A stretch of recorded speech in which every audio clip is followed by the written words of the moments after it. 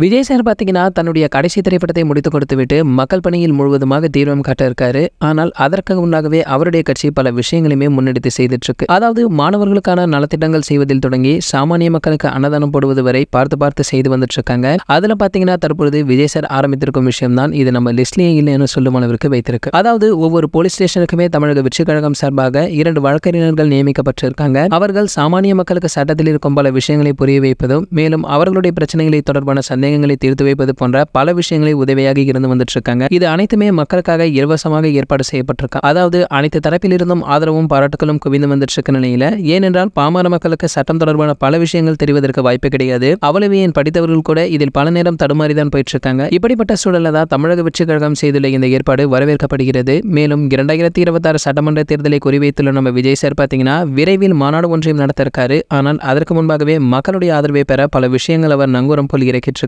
அதுல பாத்தீங்கன்னா போலீஸ் ஸ்டேஷனுக்கு 2 வழக்கறிஞர்கள் என்ற ஒரு ஐடியா வேற லெவலில் இருப்பதும் இதுவே கட்சியை மக்கள் முன்பு கொண்டு சேர்த்து விடும் என ஆதரவாளர்கள் ஆர்ப்பரித்தும் வந்துட்டு இருக்காங்க. சரி, ஓகே, இது போன்ற நம்ம தளபதி பற்றி வெளியாகும் அனைத்து செய்திகளை நீங்க உடனே தெரிஞ்சுக்க நம்மளுடைய தளபதி 360 நம்ம சேனலை சப்ஸ்கிரைப் பண்ணிக்கங்க. பக்கத்துல உள்ள பெல் ஐகானை கிளிக் பண்ணிட்டீங்கன்னா நீங்க நம்ம வீடியோவை மிஸ் பண்ணாம பார்க்கலாம்.